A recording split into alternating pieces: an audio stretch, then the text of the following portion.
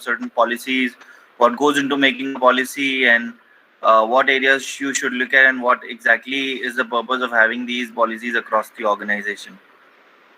Okay, let me just quickly share my slide. Let me know once it's visible. Hello, sir. Sir, hello. Hello.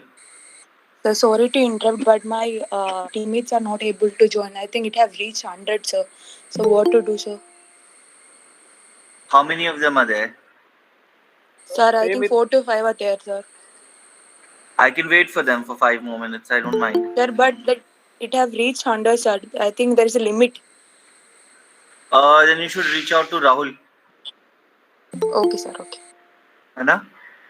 You can reach out to Rahul or Ravi, whosoever you're coordinating with. Okay? Okay, sir. Thank you. Let me just quickly.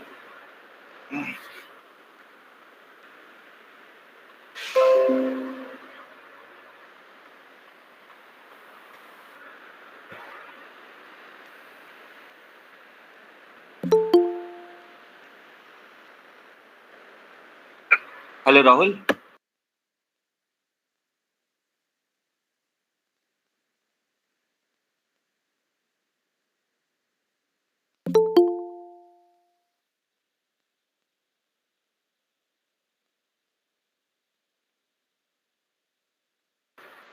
Okay, sir.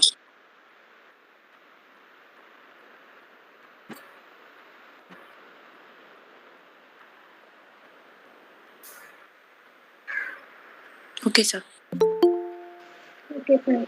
Okay.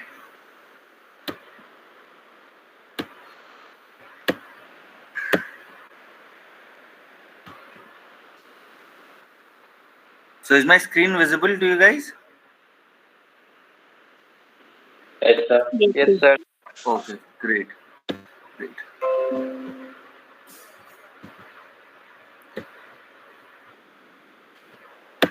So before I start this session, my first question to all of you is, what do we mean by when we say design a policy? Why do we design a policy? What is the need for having a policy? Okay, is my screen visible, right? Yes, sir. Okay, great. Okay. Yes, who's attempting? Sir, Please go ahead. sir, I think the need for a policy is to maintain a decorum for certain tasks or program which is to be executed. Like if to let the things go in a Replace your proper word way. decorum with something else.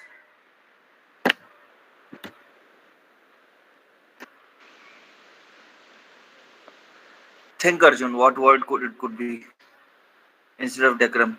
Okay, so creative streaks. I don't know who this person is. Policies address pertinent issues such as what constitute acceptable behaviors by employees. It is basically a framework for the company. So in a way, yes, great. That's one of the areas that we do cover. My name is Swapnil. Okay, Swapnil. Great. Thank you. That was a great answer. Anybody else?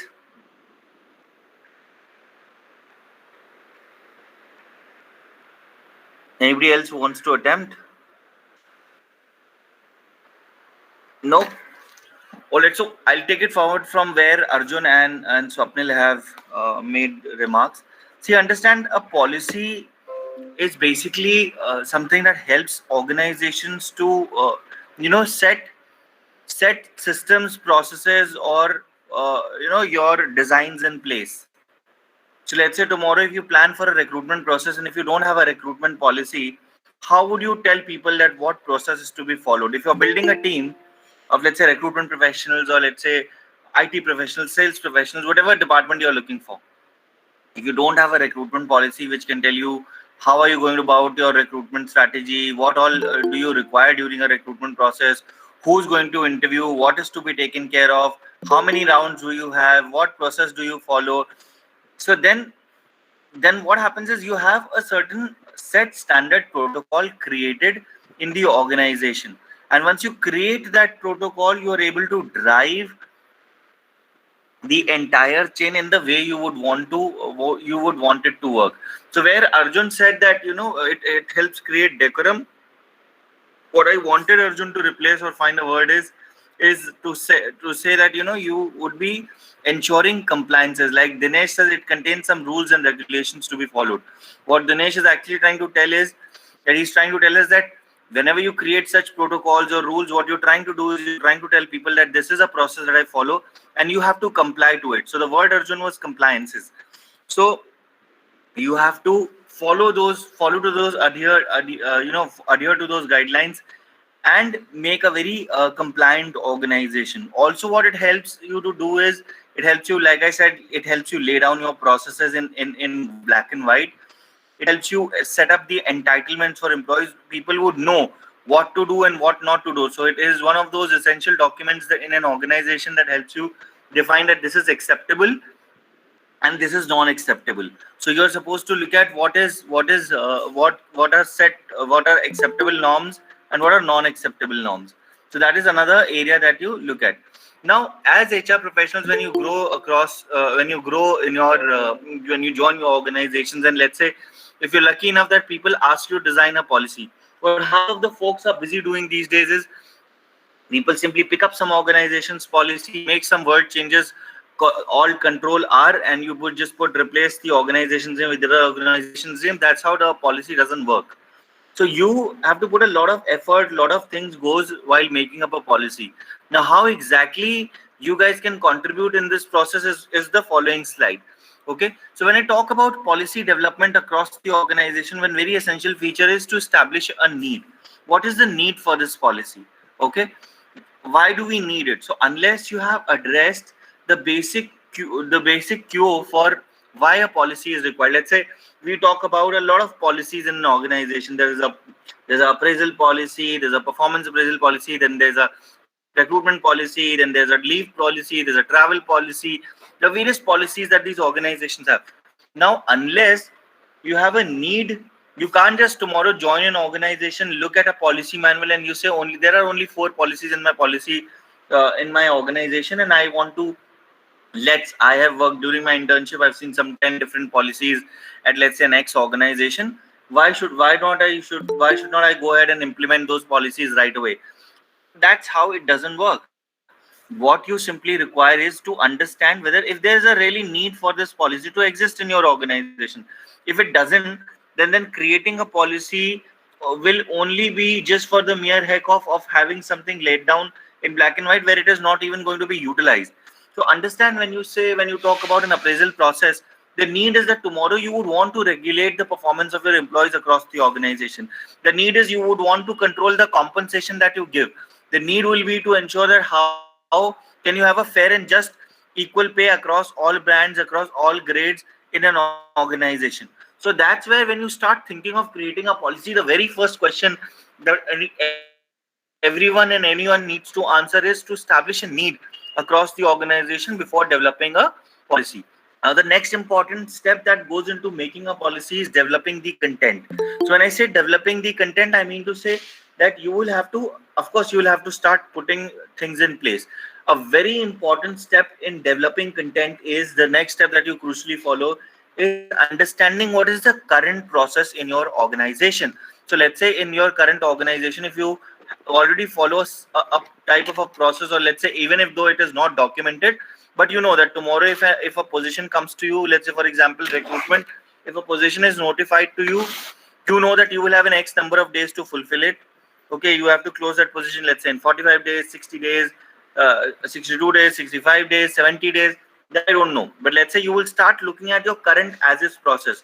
You will start looking at from where do you find resources? What are the internal sources of recruitment? What are external sources of recruitment available to you? And then you start putting down everything as is in the current process. So that's where you start developing your content. You start putting things in place. Now, once you start developing your content, you also do a lot of benchmarking. So one essential step, like I told you, will start first putting in what is your current as-is process. Then you go ahead and go out to the market and start finding out that what are the best policies that are followed in the market, and best policies which work. Let's say if you work in an IT company, the best policies for IT company compared to an IT company will be much more fruitful than comparing it to somebody, let's say from a IT to a, let's say, an FMCG or a manufacturing, because the setup is altogether different. So understand, then you will have to start benchmarking policies which are followed exactly by your competition, or let's say somebody who's the best in class policy developer in your own industry.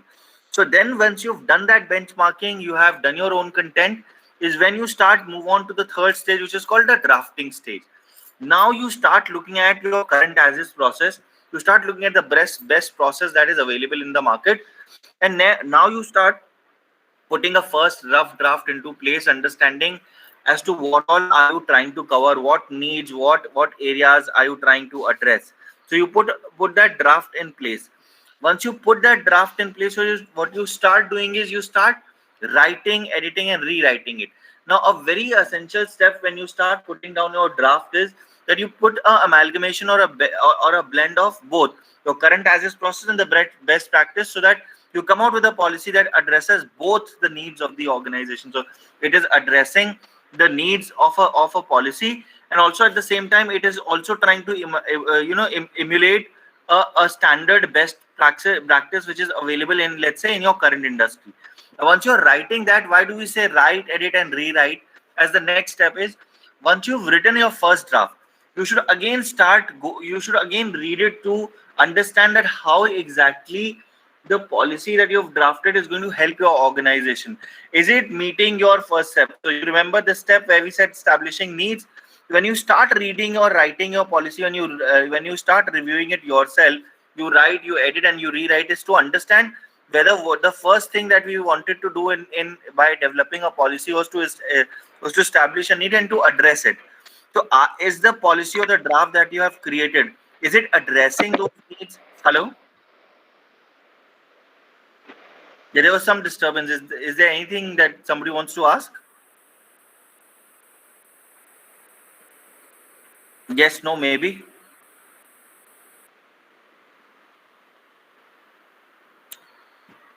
All right. So what you start doing is you start going back and start reading your drafts again and again until you feel that what you want to address has been addressed. The second reason why you review policies again and again is or you write or read or rewrite is to understand that whatever you're writing may sound very fancy, very great to what you are writing and what you're trying to achieve, and it will be completely understood by all HR folks because you know what you're writing. But do you review your policy from the point of view that once it goes out to the people who have to follow or adhere or who have to implement these policies, are they being able to interpret or understand or draw lines or connect dots to what you exactly wanted to say? So that therefore you also read, rewrite, and edit your draft a lot of times to understand what you're trying to convey has been conveyed in the manner it should be conveyed. Policies, while you are designing a policy, you should keep it as simple as possible. You should try keeping it as much as in a layman language as much as possible, so that while you ensure the implementation part of it, it becomes easier for everybody to follow what is written, understand what exactly the policy is trying to say, and also get the meaning why this particular policy is being addressed. Because if you are implementing it and the person who is going to implement it and the person who's going to be impacted by these policies, if they don't understand what was the need for it, how is it going to help them, what is going to be an impact, of course there's going to be a lot of challenges that you will always be faced through while during an implementation stage. The next stage, once you've done, you feel that you have created your best draft, is review by key parties. So even before you give it to review by key parties, by which I mean to say the people who are going to be impacted. So let's say if you were to create a sales performance policy or a sales incentive program, your key parties will be your sales head, your let's say customer services team, who ensures that certain targets of the sales team is to ensure customer service delivery. But if the call center or the contact center team is not resolving the queries in time, or let's say it is not passing the details of the query to the sales team in time, there's certain resolution that cannot happen. So some key parties would be your customer services team, your sales team, your HR team, and your sales regional heads. So these are your key parties who would be impacted. Also your accounts or finance team, because let's say if the payment is to be made by them, then somebody who has to keep the track of how many incentives have they made, what is the income or the revenue that they're generating, and then those revenues are to be verified by the accounts team and the finance team for you to go ahead and make a payment. So once your policy is ready for a sales incentive program, you will send it to your key parties. Then even before you do that, the first reviewer for HR department will always be your HR head. So he will review it first, understanding whether the policy that you've tried to create is meaningful, is trying to convey what he wanted to achieve. And once he approves this, yes, it is somewhat which we can go ahead and share with our key stakeholders, is when you go ahead and share it with the key parties involved. Now, each of these parties, they will review these policy drafts that you send to them. So the sales guy will look at from the sales angle, understand whether whatever you're trying to say is making sense. You put up slabs there saying X number of revenue, you get an X amount of value or X amount of vouchers or X amount of incentive, or let's say you get a trip to Thailand, Bangkok, whatever XYZ. So those he will review it from that point of view. Once you give it to let's say a customer services team, they will try and review it from the point of view that what is their role involved and how exactly are they going to contribute. Is the escalation matrix from the customer service team highlighted or not highlighted? Are they being made accountable for what is the sales team being made accountable that it is finally the word of the customer services that they have to follow? If the customer is not certified and if the person is asking for an after service response, and if the customer service has generated that, it is the duty of the sales guy to bound and comply with it. So are those areas or those policies are clearly spelled out or not? Then your accounts team will try and understand what is the mechanism that this person has to follow in terms of making payments or making PLI, performance linked incentives to these people. So this is how exactly your key parties will review it. So when we say key review by key parties, what we're trying to do is we are trying to help people understand how exactly the policy that we've created is going to impact all of these individuals differently, and leading to one common output which is like rewarding people for rewarding the sales team for the incentives, for the revenue that they generate in terms of incentives. So that's how the entire sales performance policy will be reviewed. Now that is, once if it is reviewed, what you will do is you will send it for an approval stage. So now all of these, once all of the key holders or your position holders or your senior people have reviewed it and have made their comment, you will take your policy back. If there are any recommendations or changes that are supposed to be made, you will go back, you will make those changes. You will make, after making those recommendations, adjusted in the policy manual and accounting them in your current, in the new draft that you write, the final draft of a policy for approval is ready. That's when you share the draft with your management for approval. So approval is a process which is called a sign-off process. So in most of the organizations, you will see the policy has a set format, and then there is a sign-off matrix there, which actually helps you to tell and identify what date this policy was signed off, who signed it off, who are your key holders, and how is it going to impact. So once it is approved, it goes to your management. The management will go back and review it, and once they review it, uh, they will send their approvals by signing off in the signing off matrix. So once that is being signed off, you move on to a next step, which is implementation and communication stage. So you implement the policy by the various ways in which you could implement a policy. uh, can you tell me what could be the implementation strategy for rolling out a policy? So one essentially is to communicate. Okay, and how do you implement it? How do you ensure that everybody gets to know, everybody is following the policy, everybody has understood the new policy that has come in? How do you communicate this policy? Any attempts? So let's say you've created a policy, you are an HR in an organization. Now you've come down to a stage where you have to communicate and get the implementation followed. How do you think you will be able to do that?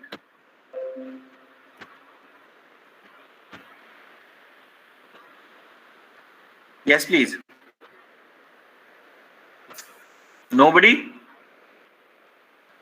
There for a HR folk of 99.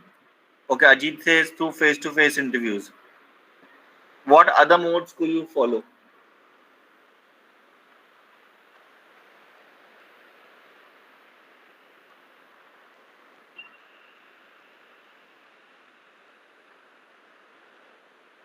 So the question is, let's say you have reached the stage where the policy has been approved.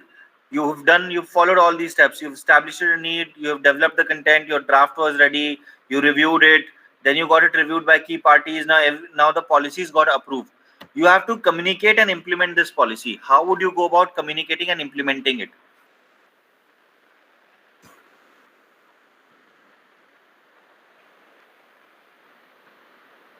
Sir, I guess by arranging a meeting with all. So let's say if you're a HR for a 10,000 organization, how will you arrange a meeting with all? Okay, so Manmohan says through email. Yes, Arjun. Sir, I think a meeting with the heads, then the head will be communicating to the other leaders or other in charges, then they will be communicating with their juniors. Right. Okay. Great.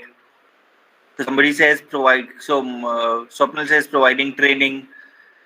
Shilpa says group meetings. So understand that all these you're talking about is a by documenting the policies and circulating via mails. That's Prakhya. Okay, great Prakhya. That's also one way which you could communicate and implement a policy. It can be through emails by dividing it through group meetings. That's Nirupama. Great Nirupama. Let me tell you how do you go about. See, understand whatever you guys are saying, but posting update policies on company notice boards, fantastic. Who's Imtiaz? Okay, so that's another way of in a common notice. Yes, Dinesh. So that's how you go about creating communicating and implementing a policy. Understand, uh, till the time you had this job of creating it and writing the draft, it was easy. The challenge comes from the moment you start looking at from an implementation point of view. So even before implementation, you first need to communicate to people to let them know that there is a certain policy in the organization that is readily available, and it is now something that you would want to implement across the organization. Now biggest challenges these days, we work in functional matrix organizations where you have geographical teams, with some are sitting in India, some are sitting abroad. uh, some policies impact differently. So how do you communicate? So I am sure impact differently is taken care of during your drafting stage. But now the implementation challenge, the first thing is the communication process. So what you do is you send out a common circular for all employees saying that this is a policy, why it has been created, what is the intent in it. You create a brief summary about it, and then you write it over an email and send it to everybody across the organization with the entire policy. That's the first step that mostly organizations do. Manjunath says, saying why this policy is made, its importance, so that everyone follows it without neglecting. Of course, Manjunath. So that's what I was trying to tell you, that uh, when you create a policy and you write it over an email, you give a brief of its importance, what it is going to be doing, how is it going to impact people's life, and then you attach the entire policy for people's reference. So that's the first leg completed.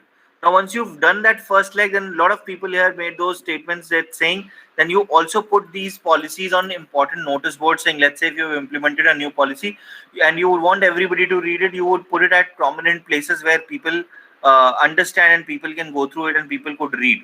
Also, a lot of organizations have these. So today, notice board sort of a concept is almost prevalent only in manufacturing organizations. Most of the organizations now follow a HRMS system, which has an entire repository of your policies. So the second step that you take is, you, after putting it at prominent places, you might just upload your policy in your policy manual, or let's say a HR notice board where people could go and read about this policy. The next step that you might take is you go back to your functional heads. You tell them this is a policy that has been created. You have to ensure that its communication happens down the line. Then they are doing certain group meetings, which is facilitated by a HR business partner. Let's say in one region, the regional HR there will be responsible for creating, implementing these small group meetings and doing it through and letting them know.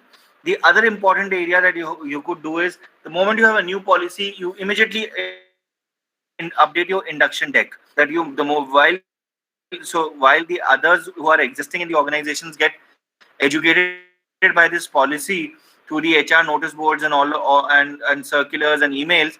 For somebody who's joining new, told about this policy right from the day one, that this policy which after was being created, this is why the reason it was being added to the induction deck, so that everybody gets to know that why this particular policy is being implemented and how to go about making how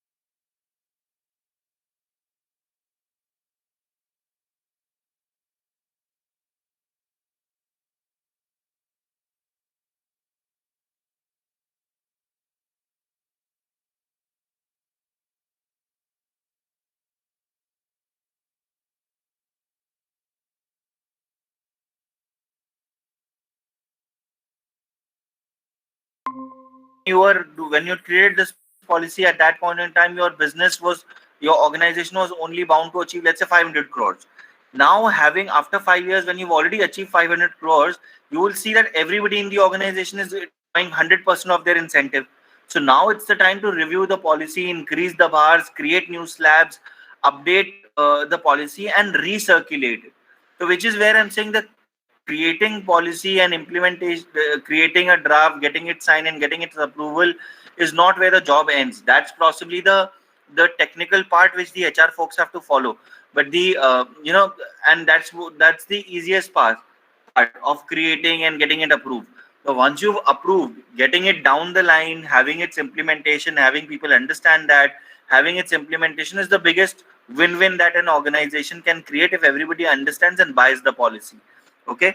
And then, like also said, that the work also doesn't finish after the implementation of a policy. You also need to continuously keep reviewing your policy basis the changes that are upcoming in the organizations, basis the new trends and the new patterns that come up across across your industries. So which is where you continuously need to review and keep looking at it. Okay. Now, when you talk about the implementation part, there are certain challenges that comes to your that often you will face. One is resistance by employees.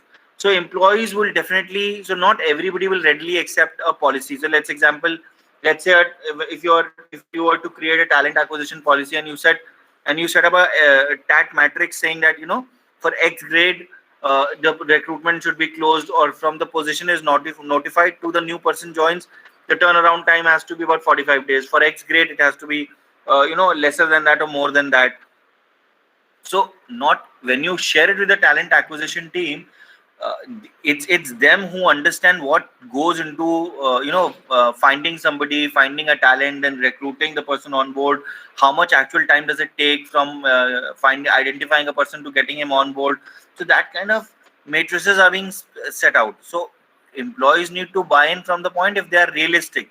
If they're not realistic, nobody's going to buy your policy. If nobody's going to buy in your policy, your implementation leg will fail. Most of the times you would want to create a policy which is you will have certain resistance from management. So you would want to do a very something which is very good, let's say, for the organization, but still management rejects it because of, let's say, budget approvals. They don't have the finances to do so. Sometimes you would want to do something which is not right, and the management feels that currently my culture in the organization is great. Unnecessarily putting something in black and white might just spoil things. That time also you will find resistance. So not everything that you create will always get approved. So there will be times that you might have challenges in seeking approval from the management and getting the policy only through in the first place. Then in non-acceptance of certain policies is one of the biggest areas. So until the COVID situation happened, most of the organizations that were non-IT never believed in the concept of work from home. But now, after this COVID situation where everybody was forced to work from home, lot of organizations, I mean, I would say almost, if say, let's say if there were 100 organizations, out of 100, only 10 organizations were one which were ready to work from home and were accepting this principle.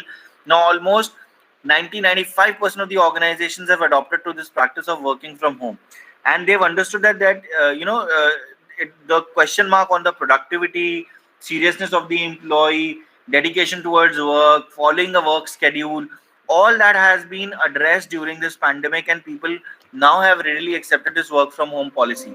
Otherwise, initially there was a big resistance. So certain policies like a work-life balance policy, certain leave policies that you would want to create may not always have that kind of impact on the employee, and employee may not be able to just simply buy, or the management may not be readily be able to accept it. So which is where we keep telling people that you would need to you would need to align things as per the needs of the organization, and then create and implement a policy.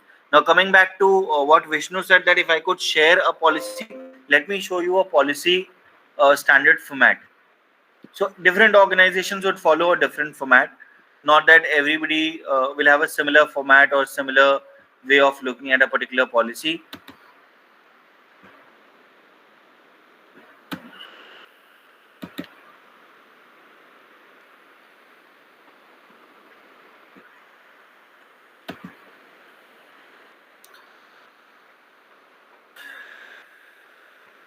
So I'll show you an accident on duty policy.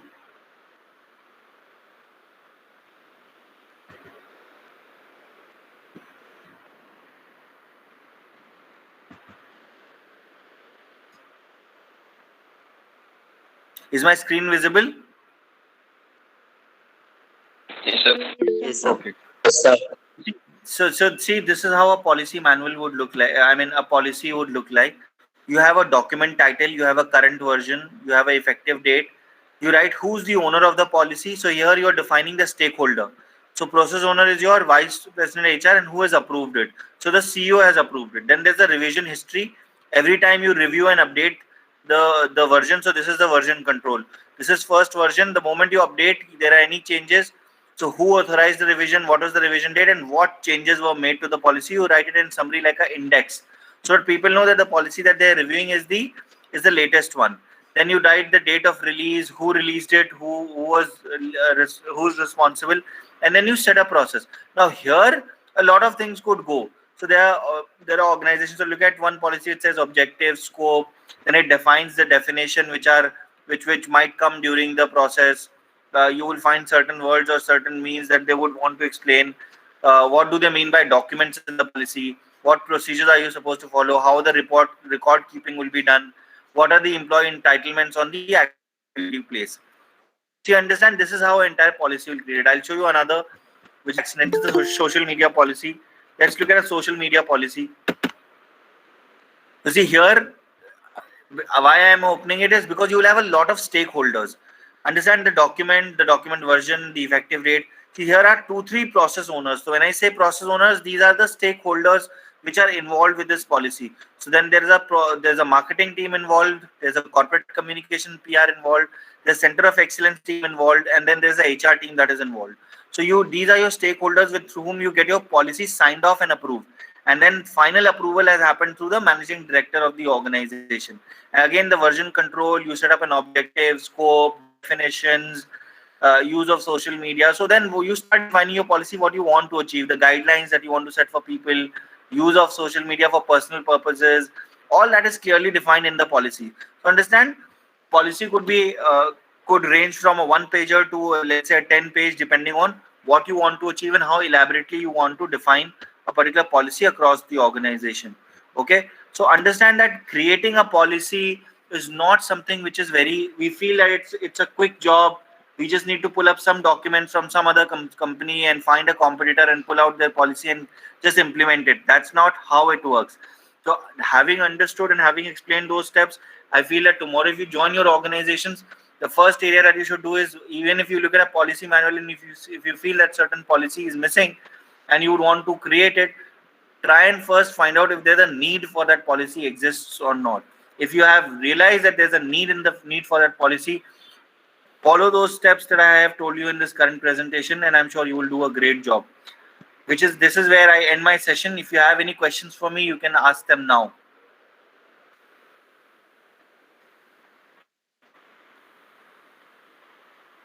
Any questions for me?